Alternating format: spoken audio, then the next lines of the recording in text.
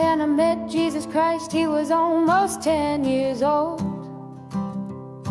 and he was helping his mother push a trolley full of all they owned.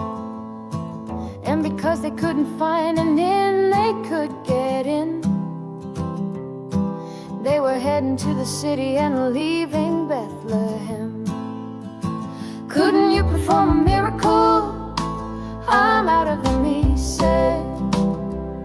I tried turning nothing into warmth, but it just made my mother cry. It just made my mother cry. Mary Magdalene has become a man, and tonight he's old, and she has been riding my tram. Now it's late and she's trying to sleep beneath a poster for a bank. Your dreams are important to us as it bathes her face in gold. Come give us your natural gifts, we make wealth from toil. Come pretend for history's page that we're advancing Australia fair. Let's pretend that we're all advancing Australia fair.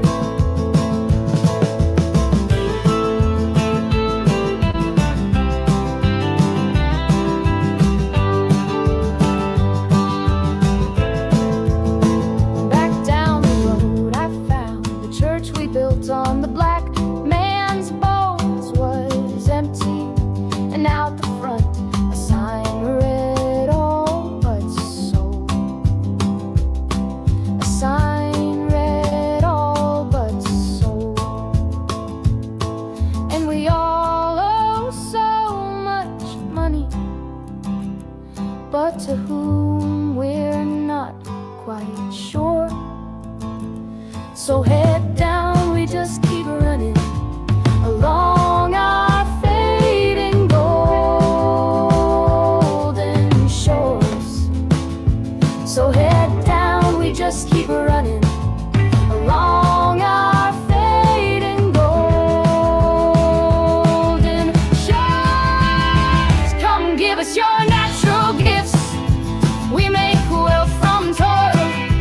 Come pretend for history's page that we're advancing Australia fair. Let's pretend that we're all advancing Australia fair.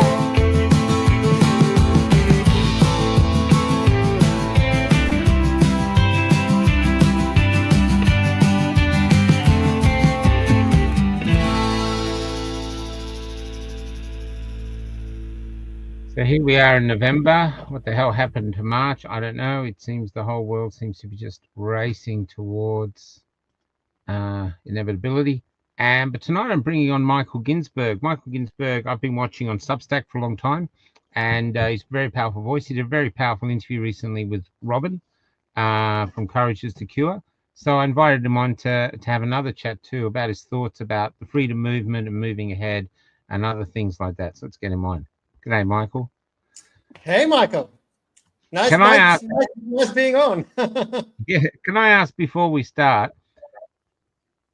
Literally, COVID is in our lives. It's like BC and AC, before COVID and after COVID. If you took the jab and it didn't affect you, you don't know what we're talking about. But if you decided you're not participating, your life changed. You've been on an odyssey ever since. What were you doing before you'd even heard of the word COVID? Yeah, so my background is in technology. So I was working in technology. Last thing I was kind of doing a little bit of digital marketing and cybersecurity. That was kind of the last two things that I was doing. Look, it's been an interesting thing, and I have to say, like, you know, I started COVID, so like, you know, I spent pretty much all of 2020 as pretty much a normie. Like, I didn't quite understand what was happening. And only probably around March 2021 is when I started to think, oh, hold on, there's something is not right here. And I even remember like the exact thing that has actually happened. I wrote about it. Oh, dude, I'm really interested in those. What is the exact moment? Yeah. Okay, so I believe it was March 2021, and there was a post. Like, I haven't used Facebook, even though I was in digital marketing and stuff like that. I haven't really used Facebook for years, but I kind of started doing it again when COVID started, because I kind of wanted to follow the news, the health advice and all that sort of stuff. And I remember I came across a post on the ABC Newcastle page, right? And they had their drive show, and they had a guy there. I can't remember his exact name, but he was talking about ivermectin, right? And he was also mentioning that there was a trial, trial going on in Israel that seemed to be yielding very, very good results, and all that sort of stuff. And I remember I kind of started listening to it, but I was out, right? I couldn't really listen to it, and I didn't have headphones. So I thought, okay, well, I'll just bookmark, I'll save the post, in Facebook, you can save the post, and then I'll come back to it and listen to it when I'm home. And that was the next day. And then I came back to the post. The post is still live on the ABC Newcastle page, but the page that it links to is gone. Wow. It's gone, and it's gone to this day. Let me see the name of the person, actually, because I think it's actually important. Who was that guy? He was quite a prominent guy. Let's have a look. So yeah, when Scott Morrison came out with all his stuff, we're all in this together and all. Robert Clancy. Oh yes. Robert Clancy, right? So that was and then he was talking. Actually, the first interview was about hydrochloroquine or whatever. I can never, but HCQ. No, I've learned to say that. Hydroxychloroquine. Hydroxychloroquine. That's it. It took me ages to learn how to say that. Yeah. That one survived. Yeah. The other one, and I actually have. I'm just looking at a screenshot of it. So that was later. That was June 25th. 2021, ABC Newcastle. Ivermectin should be part of our response, Professor. University of Newcastle immunologist, Emeritus Professor Robert Clancy says he believes a new Oxford University study will find ivermectin is useful in treating COVID-19. Listen to the radio interview here, right? So that post is still there. People can still find it on the ABC Newcastle page, and it was the drive show. But if you click on it, there's nothing there, right? It's sorry, page not found. That's the message to this day. Yeah. And I thought, okay, well, that's odd, right? So that's a bit strange. Why? That kind of seems important, right? And I was just to get so you kind of understand. I mean, before that, before all this stuff, ABC was kind of my source of truth, in the sense that I thought, okay, well, the public broadcaster, they're not as influenced by I listen to it all the time. Yeah. I was actually on there a lot because of my poetry. Not a lot, but my poetry and my plays. They were often getting me on for interviews about that. Now I'm it's amazing, and only I think when was it? A couple of weeks ago that famous pedophile tape came out. So I mean, from 1975, there was also the ABC. So I mean, but anyway. So I thought, okay, that's a bit odd, and well, maybe there's commercial channel would have commercial interest, but why would they remove that? That seems kind of important, I mean, I'm a tech guy. I thought, okay, well, might have been some error in the website, right? And I thought, okay, well, they'll probably fix it, and it'll be back in a couple of days, and it never really happened. So that kind of started made me think, okay, well, that's a bit odd, right? That's a bit strange. Then the mandates came, right? And then I thought, okay, well, fine. Okay, well, maybe this is a solution, that vaccine thing. That's okay. But guys, I mean, let's agree. I mean, that's a fact. I mean, I remember I was even talking to someone about it, at work at the time when I was with the place where I was working. And well, look, I mean, this thing hasn't even been tested for 6 months, right? So if some people want to go and take it, by all means, knock yourself out. But you can't tell me that I have to do it. Right? I mean, that on any level, that makes no sense. Right? So obviously, that's not what happened, as we all know. And they did make everyone take that, right? Even though officially, Scott Morrison said, my government didn't mandate anyone, right? And then like in December 2021, the mandate started in Queensland. So, all these signs started popping up, like, proof of vaccination required to enter the premises. And I mean, I guess for me, like, I guess as a Jewish person as well, and like, growing up with stories from my grandparents and stuff like that, like, no entry for like, Jews and dogs and stuff like this. Like, what the fuck? Like, what the fuck? Sorry, Yeah, man. sorry for my language. Can I just hold you there? I totally understand that. I can't believe. I remember we were in Balaclava for a bit. I can't believe more Jewish people didn't feel the same. I've Oh, I think interviewed, a lot of people did. but they kept it quiet. They still complied. Sure. That always amazed me because they're very outspoken people, they're very strong people. You don't fuck with the Jews, let's be honest. And here they are. Here they are, just lining up. They even closed the synagogues, and they're like, yeah, that's okay. You go, what? Yeah, They these closed are the everything. things that were confusing me. Yeah, they closed everything. Yeah, they closed everything. So and I mean, then like that seemed okay. Well, that's really extreme. And then in January, late January, early February 2022 was obviously the Freedom Convoy in Canada, and then the subsequent thing like in Australia and pretty much all over the world. And then I realized, okay, come on, Canada, really? Like, the model of a free nation. And then in Australia, the same thing, like, they used like sonic weapons on people because they protest. Okay, all right, I've seen enough, right? Something else is going on. So that was kind of my moment. And I guess for me, even though I spent like 2020 being like, a normie, the switch happened very, very quickly. Once I realized, okay, something else is going on, boom, all right, boom. Like the switch, okay, let's figure out what's actually going on. And that's basically what happened. Well, what's interesting though is that there is one more time in your life where you've actually experienced this. Maybe not as a Jew, actually, but I was Christian born, and it's Santa Claus. When you're Santa Claus, you reach about 7 or 6 or 7, you're going, I can't remember but you suddenly realize everybody's lying to you. The media, everyone's lying to you about Santa Claus, everyone. And you reason you don't get too upset is the presents still keep coming. That's the important thing. So you lose the fat man, but you still get the presents. You don't have to get up and put cookies out for him anymore. But in actual fact, everybody's lying.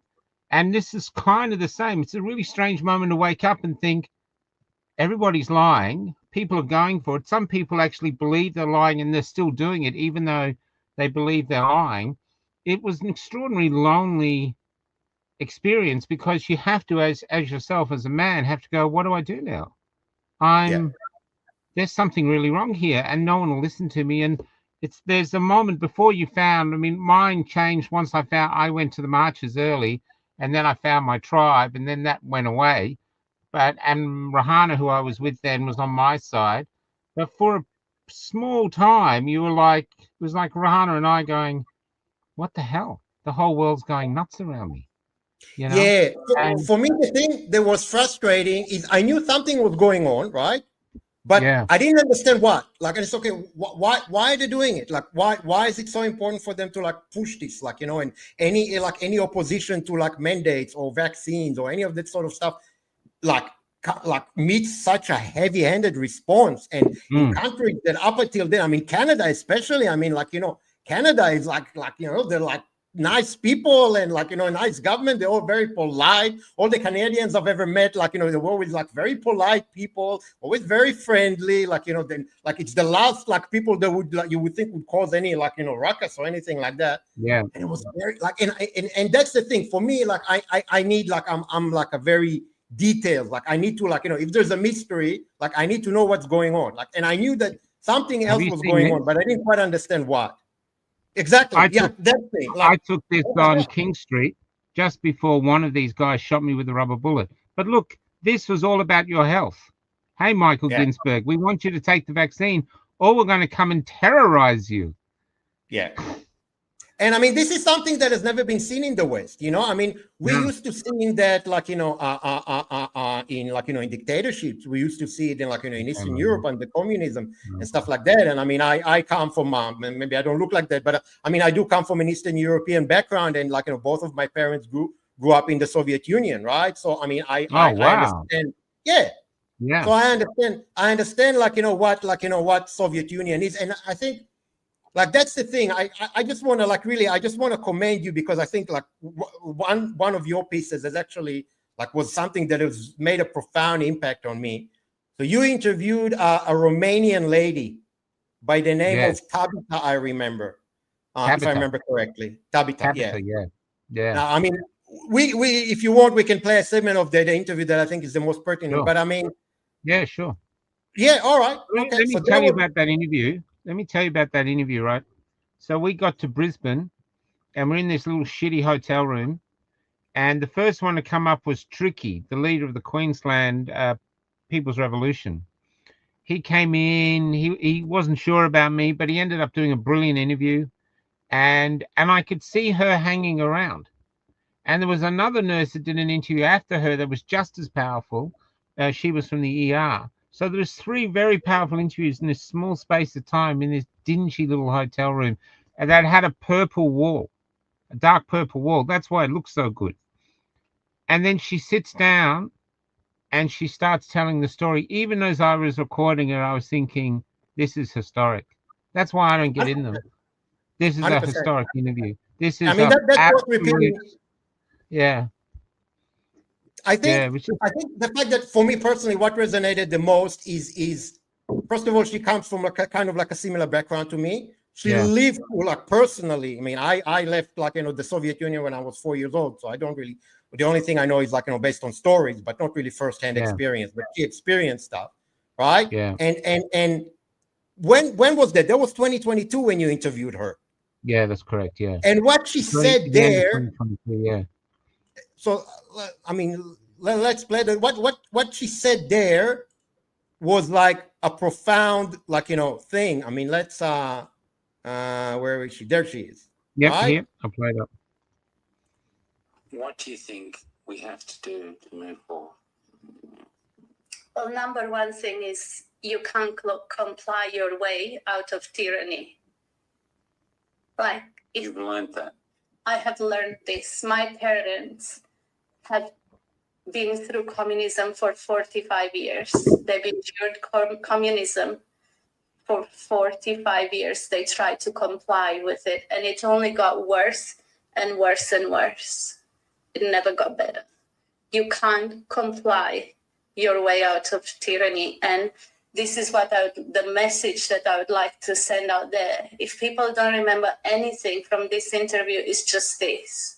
You simply cannot comply your way out of tyranny. You are either brave, you stand up now while we still have some freedoms left, while we can go out on the street and not get shot and killed. You either stand up now or you're going to be a slave for the rest of your life. Or until when people pick up their courage and fight back like we did during the revolution. But then if they don't stand up now, if they decide to stand up later, it's going to come at the cost of their lives. Mark my words. Mark my words. If we don't do it now, it will cost the lives of many people. In part 2, this is just a little addition to it, to how they finally won. So they were getting shot in the streets. Mm-hmm. How did getting shot in the streets turn to victory? Well, you won't believe this, but it wasn't. So I want to explain the difference between a protest and a... That's very important. That's very profound what she's saying here. So I encourage people to listen carefully because it is profound. Revolution. Because we often call our protests revolution. They are not a revolution. They are protests. Not that I have anything against calling them a revolution, but I just want to make that distinction because in a revolution, they were there to win. And they said, we are not going home until this government comes down. Kill us, do whatever you want with us. We are not going home. In a protest, you go there, march around nicely and come home to your house. So there's a big difference between a protest and a revolution. So I just want to explain that. So people kept turning up. They went into the media stations and they chased the people out. And we were watching TV, and all of a sudden it's this line, like there's nothing happening. And we were like, wow, this has never happened on TV. And then a few seconds later, it was the people from the People's Revolution. And they were like, we've taken over the media. It's ours now. From now on, you're going to hear the truth. No more indoctrination.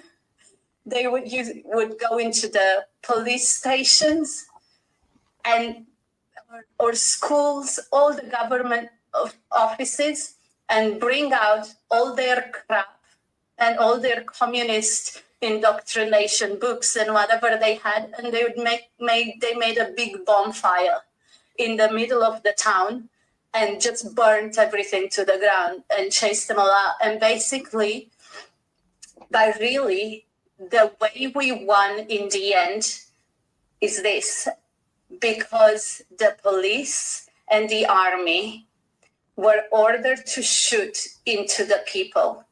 And they did it for a while, for a few days. But at some point, their humanity kicked in.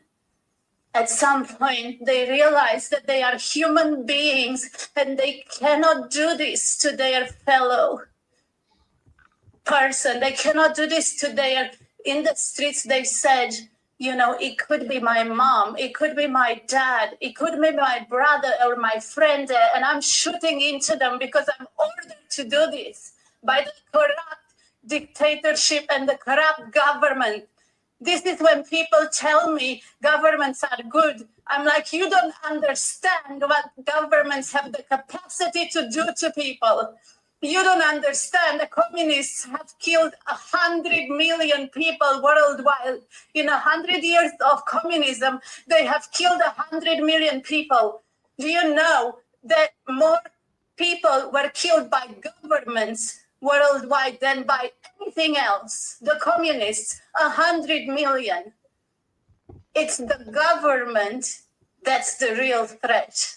I'm not saying there isn't good governments. I'm not saying there aren't good politicians and good people. But when the government goes rogue, when the government turns into a dictatorship, then we have the duty to stand up and defend ourselves and defend our freedoms and defend our families and defend our future and the future of our nation and the future of our kids. Amen. Yeah. So, I think for me, you obviously realized when you were doing this interview that it's pretty profound.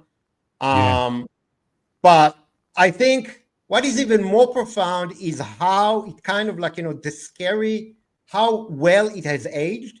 That was, you said, late 2022, we are 3 years later. Yeah. If we did what she said back then, I encourage people to think, where we would have been now, right? And I'm not saying specific, do this or do that or do whatever, but if when I listen to that, this lady, she nailed it. She just spoke some profound, significant truth, that probably people who don't share her background and life story will not even understand how profound it is. I remember she told me her 17-year-old son left and his mother said, don't go. And he said, I got to go. I'm not coming back unless I'm free or I'm dead. That's what he went. And that's when he thought they win. But just after that, Michael, I have to say the next nurse that came in was a nurse who was double jabbed and injured, but she'd worked in the ER. And she talked about all the deaths and everything she was seeing in ER from the jabs that the government and the doctors and the nurses were all covering up. So what she said before in the second interview, that Tabitha, the other nurse, she actually proved it. It's happening now. The government is killing it. It's a democide happening, and everybody's just compliant about it, keeping it quiet, working to help the government keep it quiet. That's the profound thing that I struggle with, And let's think about what happened since, right? So what happened since? We did demonstrations, right? We signed petitions. We had I don't know how many election campaigns, Australia and elsewhere, right?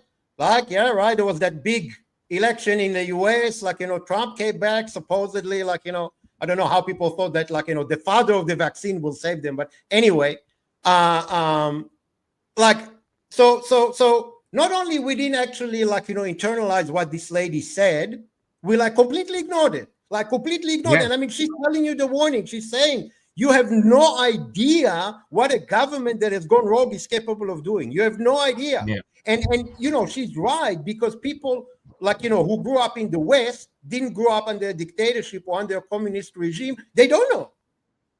No, they don't know.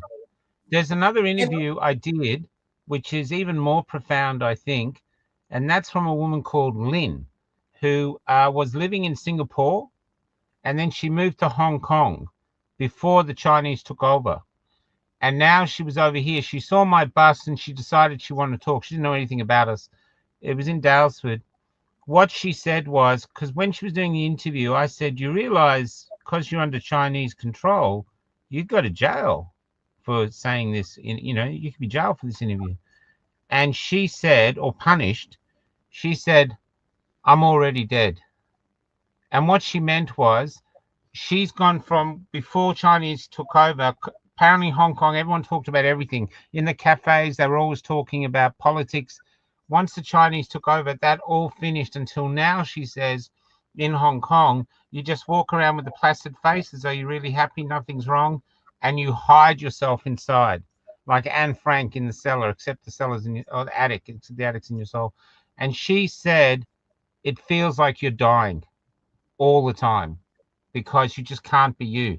So that's a warning from now where we're going. China's already done what our government's doing, and this woman is coming to us going, it's like being dead but alive. You just It's worse than that. I always say now it's happening. Yep. And we're heading Yep. there, and everyone's just going, Yeah. So people are always like, they're worried, like, that their livelihood is going to get hurt. And like, I mean, look, it's legitimate. Like, the family is going to get hurt, like, their whatever house, like, maybe anarchy, nobody knows, like everyone is scared of the unknown. People ultimately, and that's very normal and natural, people are afraid of dying. But as you said, and the way I put it, there is a state of existence that is actually worse than that. It is possible. Yes. And we are pretty much there. Like in Australia, definitely. Yeah. Right? Yeah, outspoken ones are the last. And you can count the outspoken Australians. There's not a lot of us. I know there's a lot of podcasts, but you put them all together, there's not a huge amount. Hoodie, the White Rabbit, Dave O'Negs, Topher, yourself, and there is a group, but it's not like millions of them. And it's a lot smaller now, Michael. I don't know if you've noticed that. Now. A lot smaller now. Why? Yeah. Because people have put everything on the line, right? I mean, they've risked everything. They've given their all. Like, they went to all these like marches, like, every weekend, and nothing happened. Yeah. Like literally not, like zero achievement, not even like a tiny bit, like nothing. Yeah. Right? So like, I mean, we should have been here like a year ago, 2 years ago, and assess and think, hey, like, look, maybe there's something wrong with our approach for the very simple reason that it's not getting any results. Like, that's like the thing for me, like, when I kind of started like being obsessed about actually understanding what's actually going on. Once I realized that there's something else, the official narrative going on, that's when I started consuming a lot of alternative media. Like, I discovered Rumble, like, I started being on all these like various Telegram channels and stuff like that. And I started consuming a lot of content, and it did kind of help me understand what's going on. But it also kind of left me worse off in the sense that, like, well, you get all this information. Okay, well, what am I supposed to do with this now? Right? That's a big problem. Yeah. I kind of go back to the marches. Yeah. Before you go on, though, I just want to go back to what you said with the marches. Now, you're saying nothing was achieved. They actually were achieved in the march because we were a very segregated group. Most people didn't even know, and I still meet people who don't even know a freedom movement exists. But in the march, for those times we were marching, we became very close. What we were doing, though, I think, I wrote about this called The Language of Protests. I think they knew there was going to be protests, 100%. And they expected it. And what they decided to do was ignore us like we were petulant children. We're just a child having a tantrum. Parents do it to kids all the time. Just ignore it, he'll burn himself. I think they just waited for us to burn ourselves out. And we, Bingo. because we thought we were living in a democracy and we thought we were living in a free country where if the people got up in that numbers, we took it for granted that the Australia we knew would go, oh, guys, really? You're that upset about it? Okay, let's reconsider and we'll have a talk about this. What they didn't realize was their country was gone. And whoever was in charge now was taking them to a new reality, and they could have as many tantrums as they want. It wasn't going to stop where they were heading, and so they ignored us. So it's not that we failed, it's just we were playing the wrong game on the wrong field. They'd already Yeah. prepared for this battle. We didn't stand a chance, but we did Yeah, I meet mean, each other, which was very healthy.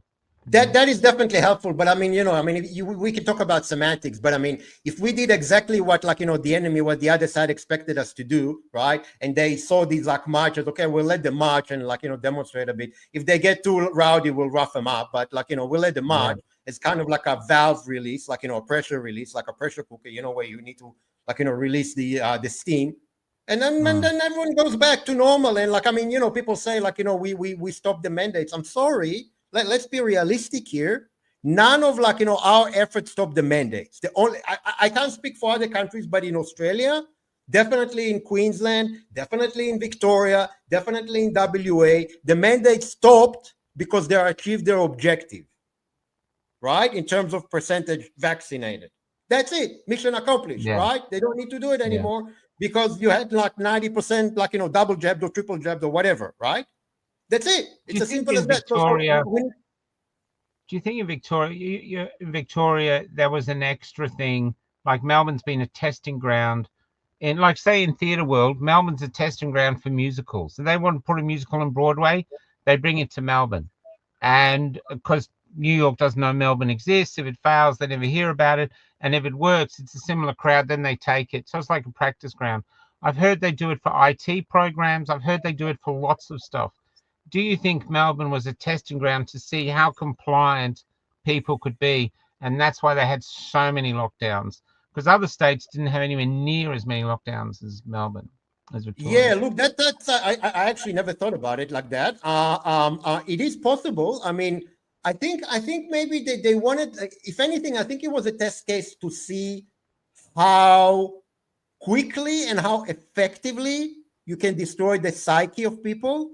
Because I mean, Melbourne was like the beating heart of like Australian cultural life. I mean, Melbourne was the original capital before there was Canberra, right? I mean, Melbourne has like a significant, like, meaning like in the Australian context, right?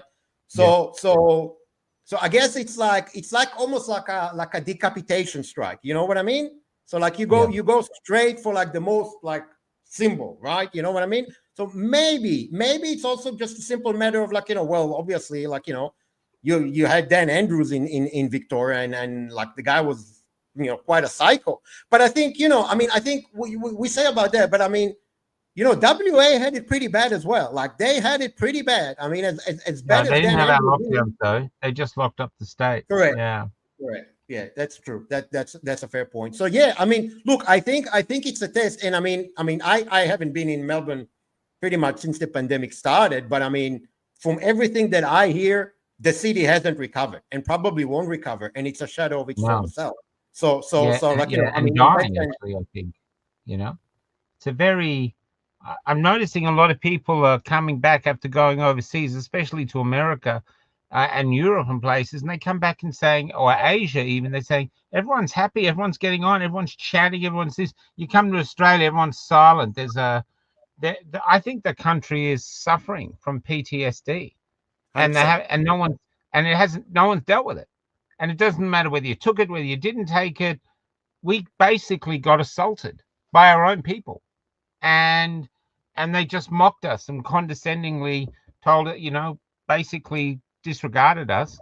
But everything's changed, and I think we're still profoundly affected by it. We're just not sure what to do at the moment. Now we've got digital ID heading our way, So Australia really has become, it's like the official testing ground now, right? A lot of the stuff that, they rolled out later initially was done in Israel. I mean, Israel was the testing ground for like the vaccination. They were the testing ground for the vaccine mandates. They were like the testing ground for a lot of that. And Israel is obviously well and truly cooked now. Like, I mean, I spent half my life in that country, so I'm very, very familiar with what's going on there.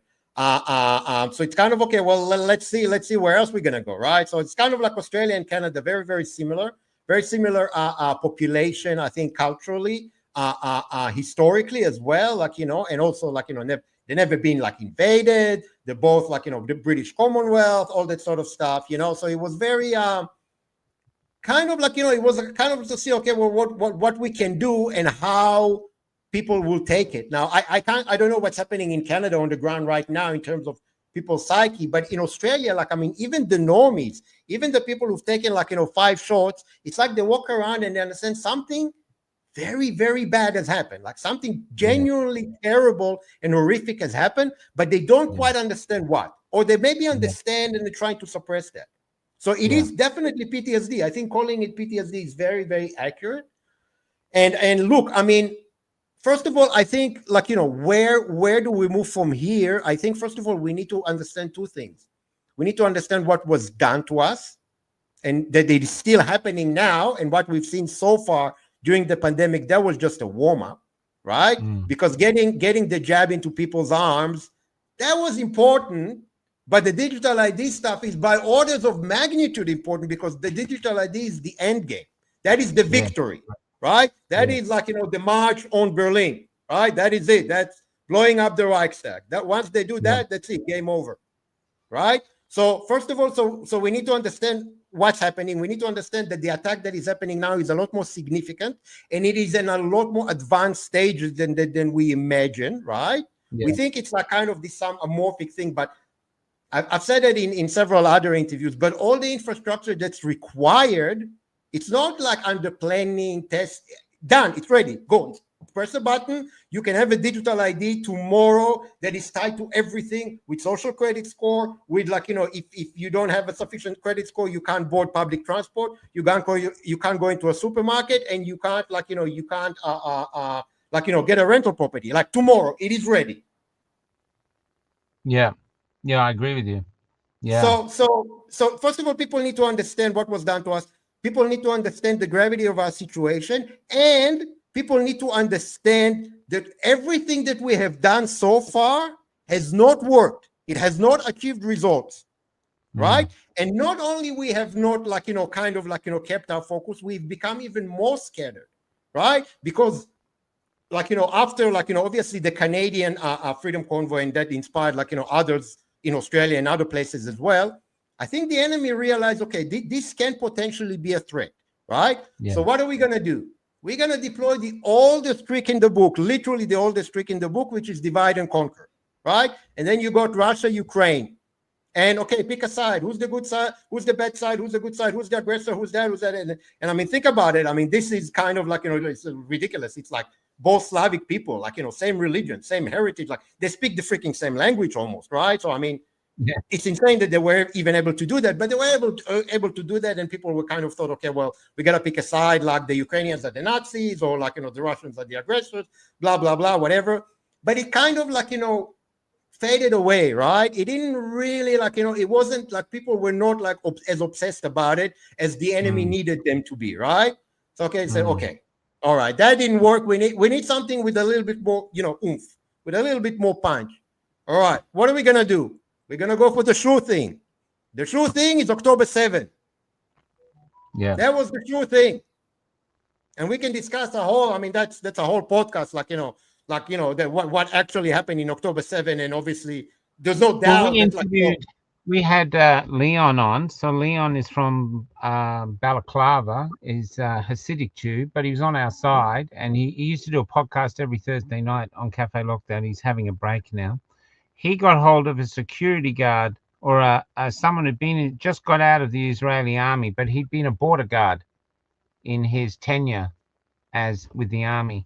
And he said it couldn't have happened. He said a sparrow lands on the handrail, it's got an Apache helicopter up its ass. There's no way they could have come in for 6 hours and the Israeli army didn't react. This is not possible. So we did that really early on. I lived half my What's life in that? Israel, and I lived half my life in Israel. Like I'm fluent in Hebrew. I Yeah. served in the IDF, right? I was on the border with Lebanon in when was it? 1995 or 6 or whatever, right? Like Right. actually on the border with Lebanon, right? And I remember, like, I was like in the like the guard post for, like, I was in the Air Force, the anti-aircraft brigade. But anyway, so I was like in the guard post, like, to at the front of the base, right? And we have, like, we can hear on radio, like, the everything that's happening in the sector, like as far as, like, the military communication network, right? And there was like basically an alert on the border fence, like one of the sensors was triggered, right? And that was like the middle of the night, I think like 3 a.m. or something like that. And there were two like rapid response teams, like two, right? So there's like elite soldiers that their entire job is like to respond to like alerts on the fence. Two of them, so that's a total of a team of 6, right? They were there within 7 minutes, right? And basically what they found was a roasted rat that triggered, like, that was it. But that's normally how it works. And there were like people who Yeah. were serving in the sector, like, you would have like, cockroaches approaching the fence, and like, people will like, jump. I mean, it makes no sense. Like, it makes no sense. That we can do a whole podcast about it and talk about it for 5 Yeah, I hours. agree. And I've Yeah. posted a lot of that on my Substack as well. I've done like extensive investigations on October 7th. So there's no doubt that the Israeli side was complicit, without a shadow of a doubt, like without a shadow of a doubt, right? So what? Well, ultimately, what was the reason, right? The reason was that they needed this distraction. And then obviously, like, Israel responded with this like overwhelming force, started indiscriminate killing of civilians. And then they started, like, the whole thing exploded, right? And then it's the Jews versus the Muslims versus the Christians. And then it, like, all of a sudden, like with Twitter on the mask, it expanded also to like the blacks versus the whites. My race is better, my color is better, my religion is better, and my God is better.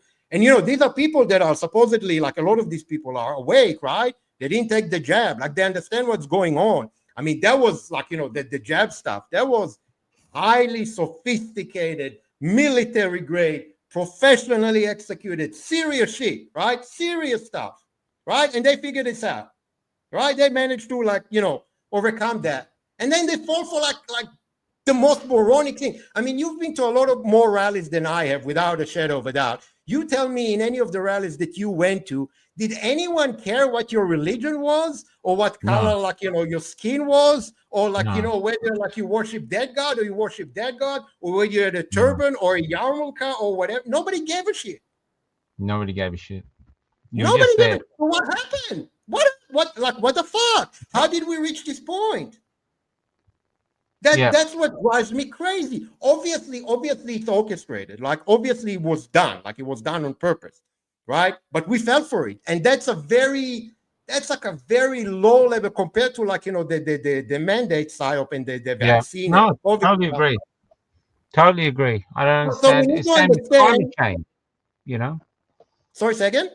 The same with climate change. I mean, Bill Gates has just come out, the architect of climate change, really, and said it's not an issue, not a problem for the foreseeable future. And people are still falling for it, even though he said, Fauci came out on 60 Minutes early on. I've shown people the interview. He's saying the masks don't work. He goes, anyone who thinks they work doesn't know anything about masks. There's no way it causes the work. Then he changed his tune and said, oh, we have to wear a mask. But he's there saying clearly it doesn't work. And they look at it and they just blink, and then they just keep.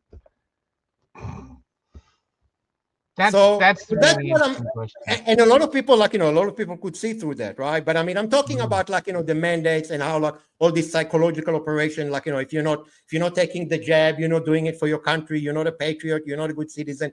That's military grade. Like, I mean, that's serious stuff, right? I mean, that, like, turned, like, family members against each other. I mean, that is serious stuff, right? And they did it. So people were able to overcome that.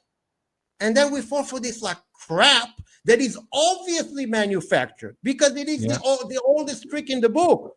And I watch it, like, what the fuck? It's like, it's like all of a sudden, it's like some elite, like, like football player, right? That then plays against a kindergarten kid and loses. Like, what the hell? So, yeah, that's right. So we need to understand, okay, so we need to understand what's happening. We need to understand where we are falling for the oldest trick in the book, right? And we need to get our shit together and refocus. That's what we need to do at first. Because if we continue like arguing with each other, oh, it's the Jews, it's the Muslims, it's the this, it's the that. No, it's the migrants, it's the blacks. We have too many blacks, we have too many whites. Look, it's like the same thing with like the virus, no virus. These are all valid discussions. I'm not saying don't have discussions, like, whether we need to have immigration. We need to have immigration at the level that we have now, whether we don't need to have any immigration, whether Australia should become like a Christian white country like it used to be like during white Australia. Fine, have all these discussions. But let's win the war first. Like the enemy is on the fence. Like, guys, come on. Yeah, like the enemy's on the fence, and you're arguing with each other who's got the nicer shirt. What the fuck? That's what's getting to me. That's what's really getting. I had a friend call up today. He's a veteran of the movement, and he said, I don't know what's wrong, Michael. I'm so down. He said, I'm driving along and I'm crying in the car. I'm just crying in my car. And then he said, it's the world. It's the apathy of the people. He said, like you said, the enemy's here. It's this pertinent now. We have to do something now. And there's just apathetic silence, really. I mean, I know there's a few people online calling out, but generally you look around, the people are just, it's like lobotomized Hindu cows. They're just ambling their way through their day, And now we can't even collaborate, right? Because just for me, I can say, just if I say something on like the topic of Israel even, oh, you're a Zionist shill, right? Just because of my last name. And people haven't even read any of my work and what I'm actually saying about Israel. I'm far we're not going to get into that, but I'm far from being a Zionist, right? So it's like, but it is moronic. Like we have become we have become morons. And it's that's right. I guess one thing that rings really true to me, it's something that I think Bill Cooper said 30 plus years ago, right? Where basically said that to describe how the enemy's frame of mind is, and basically what the way they think of us is basically people who refuse to use their brain will be a stake on the table of those who do by their own consent. Yes. So we are food, we are cattle. If we continue to behave like that from their perspective, and maybe to some extent they are right, we deserve what's coming to us because we are morons. Thank you. Thank you. That's what I think now. The people are the problem and the solution. And we could sit here banging on all day. They've had 5 years of us feeding them all the truths we can find. We've got esteemed doctors, professors, everyone coming out, like you said, Robert Clancy, all these people coming out, and they just don't want to know. That for some reason, could you conceive that people have thought 9/11 was faked, but it was such a bold undertaking and took so much resources that whoever did it is so powerful that I don't stand a chance against them. So I'm just going to stay silent, pretend I didn't see it, and just get on with my life. And then COVID and everything else that's happened makes them think these people are so powerful, I don't stand a chance. The only real freedom I have is to try endure it, which means doing what they're saying and hope that they go for people like us and that somehow they'll survive. Do you think a lot of people are thinking like this? Because I do not believe that a lot of people are asleep anymore. I believe that people, they might not know exactly what's going on, and none of us really do, but they know something's going on. But even now, because I used to go around town to town interviewing people in the streets, Rosemary Marshall, who does it too, said it's getting harder and harder to get people to talk. People go, they're just erring to silence. And that's the end. Once we all go silent, they can do whatever they want. Just like you said, you act like a sheep, they'll treat you like a sheep. So I think what you said, I think what you said, you're right. But I would divide those people into two distinct groups. One group are the normies, that even the most brain dead normies, they understand that something unprecedented has happened. They may not even understand what, right? They have no idea, right? But they understand, hey, something really bad happened. It's like you leave the house and you think, oh, you don't leave the stove on or something like that. Something is not right? Something in the back of your mind is kind of niggling. Something is not right. So that's one group. The other group It's people like us who are awake, who understood at the time what was going on, but I call them the surrendered. What do I mean by the surrendered? They understand what happened. They understand everything that has happened. And for various reasons, one of them could be, oh, the enemy is too powerful. There's nothing we can do. We just need to learn and live by then and kind of live our life like under their thumb to the best of our ability, right? Obviously, both of these approaches are nonsensical because both of these approaches will get you killed eventually, right? That's right. And enslave your children. Ultimately, let's think about it rationally. I mean, we're talking about like, okay, in pure number terms, even, right? Like, how many are there of them and how many are there of us? If we get our shit together and unite, right, and stop fighting over nonsense like we've been now for, I don't know, since October 7, really in earnest, right? We can crush them like that, like a worm. You know, it's like they are actually, we are the Goliath and they are the David, but we're scared of the David. Yeah, that's right. We can literally crush them. Like, it is our world. Like, we need to understand what gives them the power, right? Two things give them the power. First of all, our participation and consent. And the second thing is the financial system that they control and is based on fraud. That's it.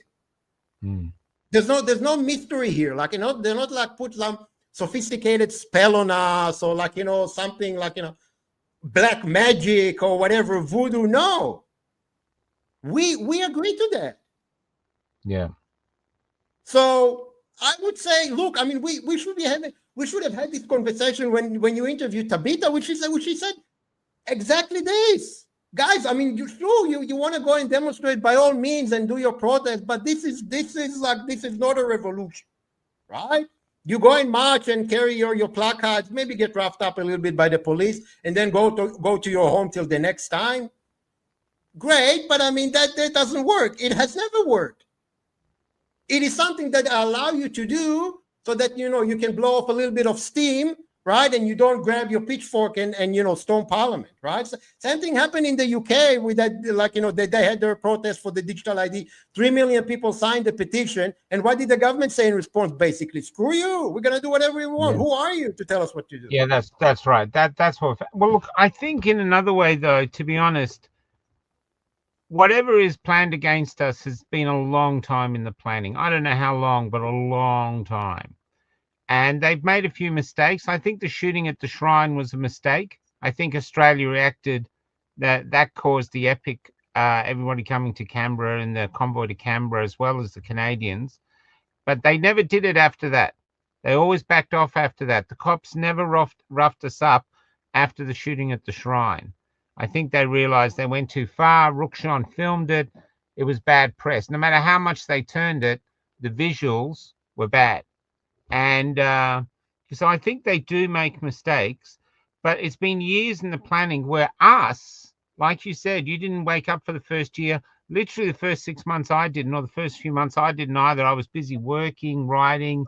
Just bit by bit, I suddenly started thinking, this doesn't make sense. It stinks. Whichever way I turn it, it smells. But we organically rose up, and we would just. I remember reading The Power and the Powerless by Václav Havel. He gave me the inspiration to start Cafe Lockdown. He was the Czechoslovakian Prime Minister and a freedom fighter and playwright. I was reading From Dictatorship to Democracy, which by Gene someone on the Einstein website, which was I read that several times. I just can't remember his second name, and so I was sort of reading and consuming all this material and watching what was happening outside my window. But we were still organic. We didn't know. Everyone had different ideas. And so I think we just started ticking off every box we could. Some people did common law. Some people went after the Constitution. Some people went after pedophiles, which I thought we should have won the war first. But anyway, they wanted to do that. Some went... and some of us went to the protests. A lot of us went to the protests, but at the protests, it was all different things we were protesting against. I remember my daughter said that. She never went to one. She looked at one. She's like, I can't tell you what you're actually protesting against because everyone's got a different agenda. So we were basically making it up. But it's like having an army that's a well-established army with an actual plan against this rebel that just sort of came up, and that's when we went into politics. What we haven't done is what you're doing now, is we haven't stopped and assessed what we've done, what worked, what didn't, and figured out what are we trying to achieve? What is achievable? Can we do it with our limited resources? We don't have guns. We don't have the populace behind us. We don't need guns. No, I don't think so. Here's the thing. If there's anything actually that, like, one response that the other side does want us to take, right, is to, like, literally, like, take guns and, like, storm power. Oh, yeah, I agree. For two reasons. First of all, it will turn the normies against us because they will vindicate that we're, like, crazy sovereign citizens and dangerous terrorists or whatever, right? What Azio is saying, right? And it will also obviously justify, like, locking us up and shooting us because we're terrorists, right? So that it's not necessary.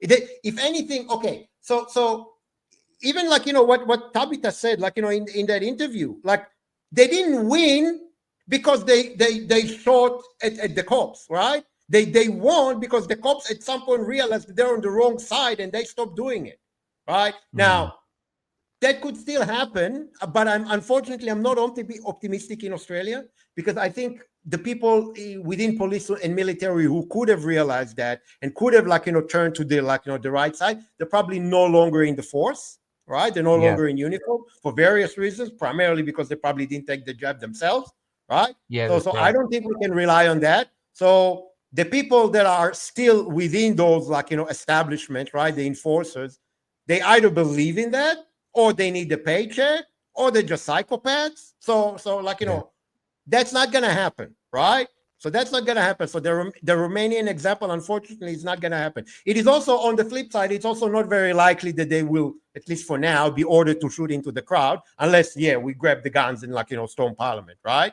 So that's not going to happen. But they're going to continue with their agenda, right? So the way that we can stop the agenda, like, there's that famous, put your bodies on the machines, and you know what I'm talking about? Let me see if I can find that. 1 second. I think I have it actually. 1 second.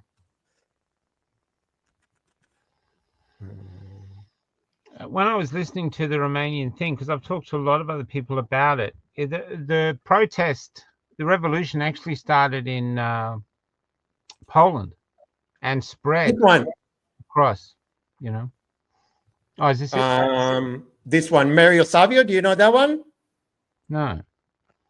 You've never heard that one? That's a famous one. All right. So that was, okay, have a look. Tried to get something more liberal out of the regions in his telephone conversations. Why didn't he make some public statement to that effect? And the answer we received from a well-meaning liberal was the following. He said, would you ever imagine the manager of a firm making a statement publicly in opposition to his board of directors? That's the answer. I ask you to consider. If this is a firm, and if the board of regents are the board of directors, and if President Kerr, in fact, is the manager, and I tell you something, the faculty are a bunch of employees, and we're raw material. But we're a bunch of raw material that don't mean to have any process upon us, don't mean to be made into any product, don't mean to end up being bought by some clients of the university, be they the government, be they industry, be they organized labor, be they anyone. Or you can be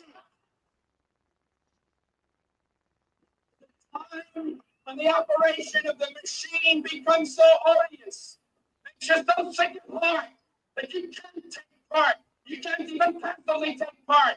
You've got to put your bodies upon the gears and upon the wheels, upon the levers, upon the apparatus, and you've got to make it stop. And you've got to indicate to the people who run it, to the people who own it, that unless you're free, the machine will be prevented from That time is now, right? That time is now. Welcome to Glencower College. I'm Peter. Oh, sorry. Be sure to follow. Yeah. So that time is now. That's what we need to understand, right? So what I'm trying to say by that is, look, if we came to this realization when Tabitha was talking about it in late 2022, maybe we could have avoided most of the collateral damage. But we didn't. And that means that there will be some collateral damage. And what do I mean by collateral damage? if we collapse the structures as they are now, like, be the financial system, for example, like, if like the intention is to actually like collapse the financial system. Obviously, we don't know what's going to happen next. Like, we don't have a plan for like, the day after, and there could be anarchy. And by it, in anarchy, people do get hurt, unfortunately. Mm. I don't think there's any way to get through this without pain. That's obvious. Whatever's going to happen, there's pain in front of us. Whether it's pain from starvation, whether it's pain from loss of your financial assets, whether it's pain through incarceration of dissenters. I mean, the WHO is basically saying that's what they're going to do. They're going to round anyone who dissents up. I remember one of the police officers, this is a really important comment. I've said it before on the show, but Craig Backman, who was a police officer who quit because with integrity to join us. And he used to speak to the police officers all the time to try and get them to join us. And one of them actually said to him, a high-ranking sergeant or something, said, listen, Craig, you don't get it. We're moving into a future with oppressors and the oppressed. Better to be an oppressor. So this man had already made up his mind. He's looked at that. That's what I'm saying. I never thought people were asleep ever. I thought most people just woke up. Oh, tyranny's turned up. Okay, what do I do to get a good job? What do I do to stay out of trouble?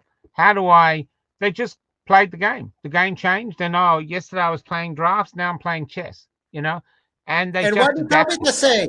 You cannot comply your way out of tyranny. It never gets better. It only gets worse. Like literally 4,000 years of human history have proven that definitively. Yeah. Yeah, but the only way to go against it is to put yourself in harm's way. You need courage. And people do not have courage. They don't have it. They have it when there's no other option open to them. Once they're in a corner, it's like a rat. You get a rat in a corner, you might be 20 times his size, but you get a rat in a corner, once they realize they've got no other options, they'll attack you. But it's the last option before death, And I've seen that. I've seen that happen when I used to work in dog pounds. When I was a kid, we used to have to catch rats, and that's what they would do. They would run and run and run and run away until you cornered them, and then they jump on you, So there's, and I think this is, I remember reading, just to say this is how people are, I don't know, it was a scientific experiment or a study into plane crashes to how people died in plane crashes. Did they die when the plane crashed? But what happened in the study was they interviewed all these people who survived plane crashes, and the people who survived said the plane crashed and they got up and they got out. But when they were getting out, they looked around and other people were just sitting there looking at them, not doing anything. Rows and rows of people just looking at them, not racing to get out, just looking at them, and they died. So they're alive, they're not injured, they can get up, but they just sit there. So maybe this is something in us. Maybe we're a herd animal, and we're like, just theorizing. If you talk to dairy farmers talk about cows, and they say in a cow you have a leader. If you've got a herd of cows, say 100 cows, there's a leader. And then there'll be ones around the leader. Then there'll be isolated ones who don't want to be followed. That's us. There'll be a few, they stay away. And basically it's a hierarchical system, and within it there's all these different cows that suit certain positions, whatever they are. A scout, these are the ones that go first. And who's to know that humanity isn't like that? Who's to know that humanity, there are leaders, natural born leaders. We all know natural born leaders. And basically there are a group of people, a big group of people, and it's just not in their makeup to go up against the chief. Their job is to do whatever it takes to keep the community going. And if they have to endure pain and hardship and tyranny like you guys did in the USSR, they'll do it. I mean, not everyone in the USSR raised up. Lots of people died, but lots of people survived. And the people I've interviewed from the Eastern Bloc said most of their parents just complied. They said, what can we do? They just got on with it, And I see Australians doing the same thing. I actually don't believe that the USSR, communism, China. I don't believe a communist state is built with the barrel of the gun. It's built with the compliance, the silent compliance of the people that they're oppressing, and they just do it. They just sit there watching the bars go up and go, okay, this is it now. Now, I don't know if I'm right, but this is what I think see. you're very I right. hear it in people, you know? I think you're very right. But here is the thing, like, you know, I mean, saying that, like, you know, USSR and all this sort of stuff, but like, you know, one of the most, like, you know, famous, like, you know, dissidents, like I think ever, like Alexander Solzhenitsyn, right? I mean, you know, right? So here's what he said, like, you know, this is just actually, this is from a video, like, you know, it's a lecture that Bill Cooper gave in 1996, but I'm not going to play him. I'm going to play actually the lady that is introducing him, right? And quoting Solzhenitsyn, and hear what he has to say. And that, like, you know, obviously he went to a gulag, right? I mean, he like, you know, he sacrificed everything, right? So let's have a look. All right. So let's see what, like, you know, what he actually had to say. Told me about this is from Solzhenitsyn, and this is one of the reasons I think we're all here, and we kind of have to remind ourselves why we're doing this. He says, and how we burned in the cabins later thinking, what would things have been like if every security operative, when he went out at night to make an arrest, had been uncertain whether he would return alive and had to say goodbye to his family? Or during periods of mass arrests, as for example in Leningrad, when they arrested a quarter of the entire city, people had not simply sat there in their lairs, paling with terror at every bang on the downstairs door and every step on the staircase, but had understood that they had nothing left to lose and had boldly set up in the downstairs hall an ambush of half a dozen people with axes, hammers, pokers, whatever else was on hand. After all, you knew ahead of time that those boot camps were out at night for no good purpose. But we didn't love freedom enough. That's what makes this country great. It's not diversity, it's freedom. Yeah. So we need to understand. It broke up a bit, but is that the quote? I couldn't quite hear it. Is that the quote where he said he just gave in, but he wished he'd actually fought? That's right. When the police came to get him, he wished he'd actually fought and taken 1 or 2 out, because if everybody did that, the police would back off. That's right. Yeah. That's right. Well, basically, like, you know, the enforcers, whenever they leave the house to go to work every day, they have to say goodbye to their family because they're not sure that they'll be back. Yeah. Right. Now that's extreme, but obviously, like, you know, the situation, like, you know, I think there was, like, you know, during Stalin, or I think it was even before Stalin, like, you know, the late, like, years of Lenin. So obviously, I mean, I was back, I know, I mean, literally going house to house and like taking people to the gulag. We're not there yet, but we might be, right? But I mean, the thing is that, like, you know, I mean, we could have been here by now, I think, right?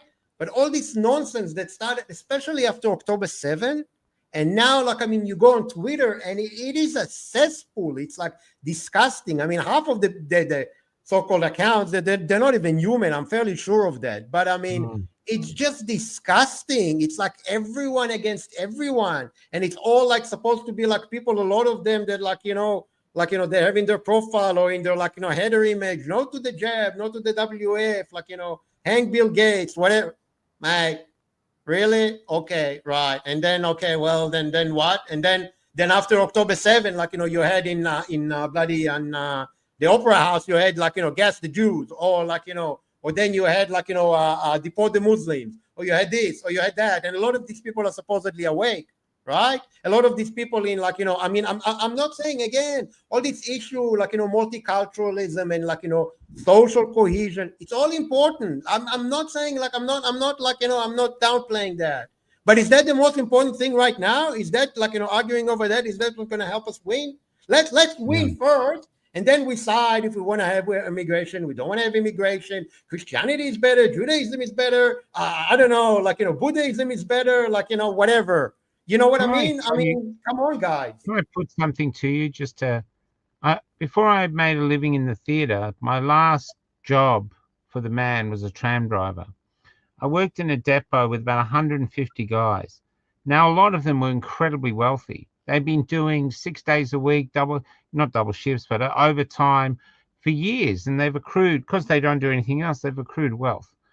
And the contract, it was run by a Canadian company then, and it was very well run. the staff were very happy, the drivers were very happy. It was a really great place to work.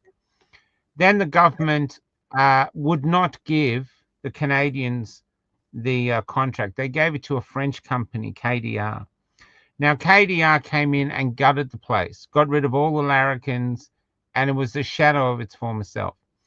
But before they took the contract, I remember in the depot saying, why are you so concerned about the contract? Why don't we take it together? Why don't we get together as a group? You're all clever. Most of you have had businesses. Some of you have been bank managers. Why don't you get together as a group? We've all got this money, and just why don't we run it as a people's collective? You know what I mean? We're all from Melbourne. We want the job to go well. We want to, it'd probably be spectacular because everyone would be invested. They just laughed like it was insane, just absolutely insane. I might have just said, why don't we go to take a tram to Mars? They just laughed. Anyway, the contract got taken over by KDR. A lot of the people who were laughing lost their jobs because they were larrikins in this. And so they lost. But what there was a thing in them. I want someone else to take responsibility for all the big things. I just want to sit behind my tram and drive and go home. I don't want any more responsibility. I don't want the responsibility of freedom. If I have the responsibility of freedom and I take over the government, I'm going to have to do something. And I just want to watch TV and whinge. I want to watch the footy. I want to do this. I don't want it.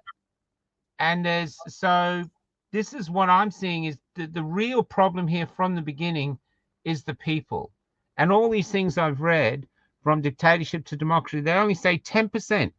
You get initial 10% that stand up and rally against oppression. And their job is to get the next 10% who are not as brave as them, but almost, to join them. That's where I think we failed. We did not embolden those brothers and sisters who wanted to join us who weren't brave enough. So to me, we were at Epic. I think we were between 500 and 1 million people at Epic, but I think more between 500,000, 700,000, I reckon. And if I'm wrong, I'm wrong. And when we were doing the trial for Paul, we saw all these visuals that the police had of the march. There was far more than 10,000. There was a huge amount of people, and all the cops said there was a huge amount.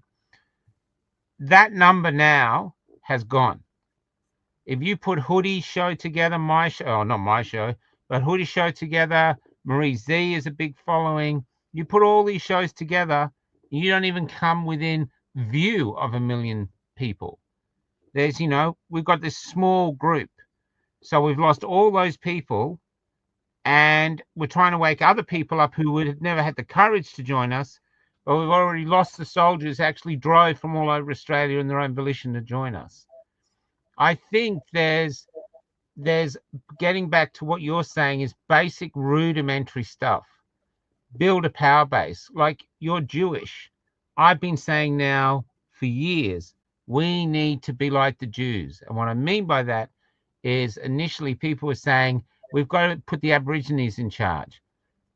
The Aborigines, the great majority of them live off the government. That's just the truth.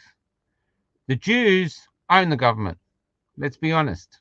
You know what I mean? The lobbyists is this. They're very powerful. Both oppressed people. One continues to be oppressed. One is a very powerful group. And I think one of the things they do is commerce amongst each other, business. It's just things. So they've got a power base. We've been trying to do that. We don't do that. There's no commerce goes amongst us. Like you're an IT guy. I don't know where you live, but if you do, let's say you lived in Tamworth. Why doesn't every freedom person in Tamworth go to you for IT? It's just done. He's in the community. That's what we do. And bit by bit, we grow some wealth behind us, so we have some power instead of just being these few individuals that just get together and try our things. These are things that I think we need to do moving forward, and with a long term, even setting up businesses. I've been saying op shops because everyone hates the op shops. They rip them off. Why don't we set up our own op shops? Why don't we set up Drake's is a supermarket in South Australia. He never mandated his staff. He has a huge loyal following because he didn't do that. So why aren't we setting up businesses? There's, just actually looking after each other, realizing, look, this mob is never going to join us. So and that's why I've been pushing culture, literature. If you go to the Cafe Lockdown, we're setting up books there, banned books, our literature, our music, everything to actually give us something. Because people hate this, because I know there's a lot of stuff against the Jews at the moment, but the Jews have a culture they hold on to. Because if you've got a culture to hold on to, you've got an identity. You've got an identity, you've got the will to fight to defend it. Australia, one thing COVID did, which they did it brilliantly, is they got rid of our culture. And I've interviewed young people who tell me we don't have a culture. We're just a load of young people on a rock doing shit. You know what I mean? Our culture is gone. How can you fight for it if you don't even know who the fuck you are? Yeah. Look, I've heard you say that before, and I don't disagree with what you're saying. I think, my place, for example, I mean, that's very much their ethos as well, and I think it's great. The problem that I have, though, is the time, right? Oh yeah. So everything that you're saying is a long play, right? So you're talking about reconstruction in a post-war world after the war has been won and the enemy has been overwhelmingly and utterly defeated. I disagree with you with that. Okay. I disagree with that. I think it is like the slaves, even though they were liberated in America in the 1930s and 40s and 50s, they were still an oppressed people. But their culture escaped through jazz, through rock and roll, through anything else. We have to basically cement our identity as a new group. Maybe even the last free human beings. Who knows who we are? We're around the world. We think the same. We get together. We talk like this. We're something significant. And I think if we were in a community that was getting really strong, had commerce going, had culture going, had new music coming up, and I've been pushing this for 2 years now, but if it did, then they, like moths to a flame, would go, I'm really lonely here. I don't feel I've got anything. I can't speak. But look at this mob. Look how they talk. They argue. They get on. They disagree. I want to be a part of that. And so I know it's long term, but they would come to us. Short term, I don't think there's anything we can do. Because we just don't have the. So here's the thing. Here's something that I think for me, an important lesson that I learned from COVID, and I think it's very, very relevant now as well. Numbers do matter. The numbers matter. And what do I mean by numbers? If we can't get numbers on our side within a predetermined time frame, right? And then as a result, those people make the wrong choice or make no choice at all, their actions will also have implications for us, right? So for example, with the digital ID, that is a perfect example. And I discussed that in a previous interview. I think maybe even with Robin, I mentioned that. So if we can get a certain percentage of refusal, and the refusal is only 20% or even 30%, which means 70% do take that. That means that they can move to the next stage of mandating that and then locking up 30% out of society and isolating you. And you're going to be living like the savages in A Brave New World, and then eventually, they're going to send the drones and finish you off because your mere existence is a threat to them. This is not like a culture war. This is an actual war. Yeah. This is a war, no holds barred, right? And only one side will remain standing, right? Yeah. So we everything that you're saying, I don't disagree with that. Even people who talk about parallel, something. Here's how do you translate it to something practical in the immediate term? In my opinion, here's just something idea that I'm thinking out loud. Yeah, you say, okay, there's all these people who think like us and we should have a commerce like us and so on. Okay, well, all of us as a community, right? We move to a particular part of Australia. I don't know. I think North Queensland probably would be a good place, right? Isolate ourselves there and secede. Put a border and say we're independent. That has happened before. And then, okay, well, is the Australian Defence Force going to come and try and kill us? Well, hey, we may have to defend the territory if that's the case, but that's where we are, right? So if we can't get the people on board, we have to protect ourselves, not from the regime, but from the inaction of the other people, because that will have implications for us. Right? Yeah. If we had refusal of 50% during the mandate or 60% during the mandate, the whole thing would have been over in a week, and that's it, and game over. If right? the police had refused to shoot, to brutalize protesters, if the police had turned around and said, I'm not going to shoot a rubber bullet at a peaceful protester, if the police had done that, Dan Andrews couldn't have done anything he did. The only reason he got away was Vic Police was on his side, doing whatever he wanted to, turning up, brutalizing people. We know all this. We've spoken to the bus drivers who were driving the police around to the protests. He said they had police officers walking up the middle of the bus going, come on, we're going to crack some heads. We're going to teach, really firing them up so that they would be brutal, because they obviously didn't want to be brutal. They just wanted to be this. But this is how they were. And it's sorry, that's probably a bit off the track. I agree with you with places to go. I've met some people who've actually done that. They've set up. But as a collective, property. As a community, the people who are saying that, okay, well, let's move to Thailand and defend us, that way we escape from the digital ID. Or I saw the other day a story about some Australian family actually, right? Where I think they have a child, she's 14 years old and she's an influencer, right? So she makes money online from being an influencer, whatever, right? So because of that, social media ban, and obviously she's 14, she won't be able to do her online work. So they moved. They left Australia and they moved. And where did they move? They moved to the UK. Oh, is that what they did? I saw that interview. So they moved to the UK. I mean, this is story. I mean, if any of that family members are watching, but this is kind of retarded, guys. Have you heard of the black sheep paradox? No. Okay. One of the reasons we didn't comply initially when the COVID thing came out is, and if you talk to a lot of people in our movement, they all claim this. We were black sheep, able to think for ourselves. We don't need to go with the herd. We're okay standing alone. And that's kind of what created us. We were this black sheep. Yep. Trouble with black sheep, they don't do herds because they're black sheep. They don't work well with others.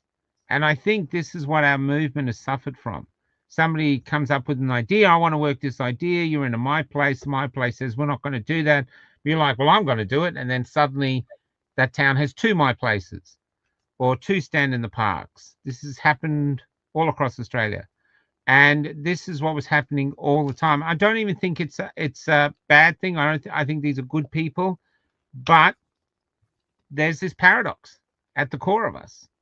And I that's why I have been thinking maybe commerce is the way, and I do think long term now.